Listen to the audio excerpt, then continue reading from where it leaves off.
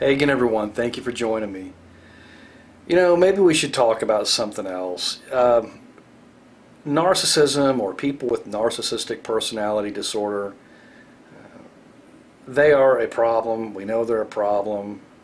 If you're on these channels, you've probably woken up or awakened to the issues. There's that term again.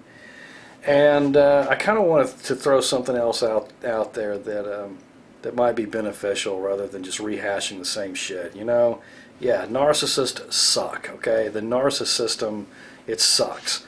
And we're in a really selfish system of entitled, greedy assholes and people who have no concern for anyone but themselves. And it's made itself all the way down into our families and our personal lives, and it is an issue. On a daily note, the way that the narcissist behaves is not your fault. It's not anything that you did except trusting the wrong people, and you became a victim. But I'm going to go in an area that, and remember I said that I was going to be a little more transparent on this channel, and I'm going to give you my 2 cents. Sometimes I wonder if I should make videos. There's so many people making videos out there. Anybody with a camera and a computer and a YouTube channel can email address can make one. So I wonder sometimes if I should, but you know what? If I've started and done this for the last couple of years, at least let me offer some solutions to this. So I mentioned that on a daily or a very surface level, it really isn't your fault. But on a deeper level, it was like, why would we end up around these kind of people? This is going to be hard for some people to take, and maybe at a time it was hard for me to take too. But what's wrong with us? What happened? What happened to us to say, let's bring it at the fundamental one. Now, whether we choose a narcissist to marry or people with personality disorders to marry, that's another subject. But let's say you were born to some really sick people. The family dynamic that I was in, I was the youngest of a very large family, and a very large and very sick family. Rampant alcoholism and drug addiction, and suicides and divorces. And being the youngest in that, it was absolutely terrifying. It's actually even more terrifying now to look back and think that that was my world, and that I didn't have any choice to get out. But did I? Did I have a choice? Do we have a choice in who we get born to? Do we have a choice in our cause and effect? I think the answer is yes. And I'm going to take you to a special place here in a little bit, one of my favorite places. It's not here, and I'll show you to you in a minute. It's a surprise. And I want to talk about two things here that, and I think I mentioned in the channel. I'm sorry, in the video that I'm going to show you. There's two things that there's not a good explanation, at least in Western culture. And I'm not gonna crap all over my heritage and tell you how fucked up white people are or something like that. I'm not going to do that. I respect my culture and heritage as much as anyone else's. I'm going to take you to another, something I think that we could learn from. The first one is that things are infinite. And I know in Western thought, you're born once, you are good or bad, and then you die and go to heaven or hell. Never made sense to me. It just wasn't a good enough explanation. In the Eastern culture, particularly, we'll just say Buddhism, you are afforded more opportunity than just that. There are many rebirths, and actually the rebirth is the problem. I think the goal, at least in that school of thought, is to stop being born in this mess.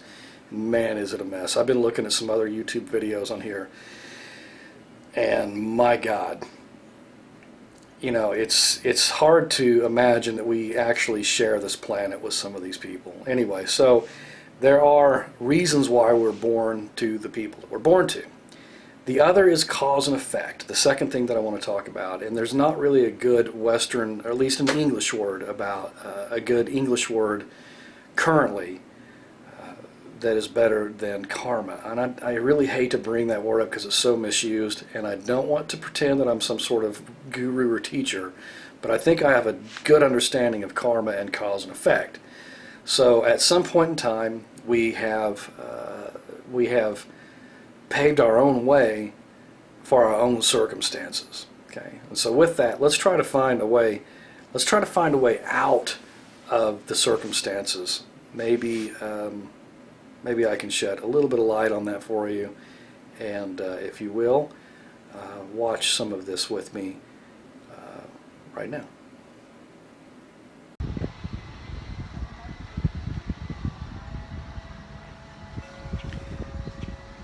Hey again, everyone. I am in Keller, Texas.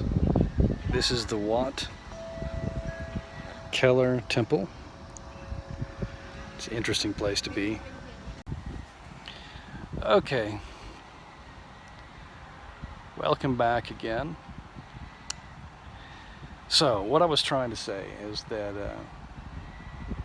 the philosophy, the Buddhist philosophy, is something that I've taken a lot from. It just seems to make more sense to me.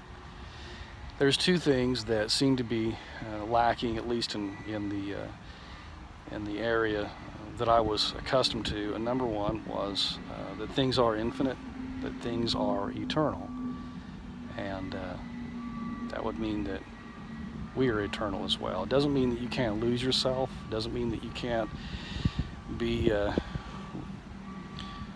crunched up and recycled by the universe with your wrong actions. I do believe that.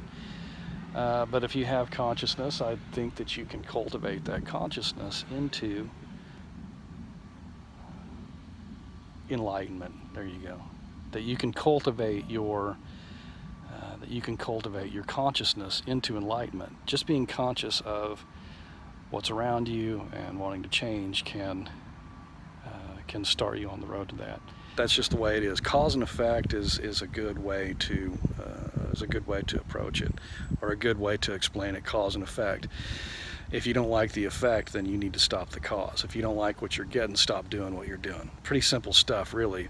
But some of the stuff is deep and very old too. I mean, if you've been around for eternity, who can even fathom what kind of cause and effect you might have? I don't know. It's very complicated. Simply put, though, if you don't like what you're getting, you need to stop doing what you're doing.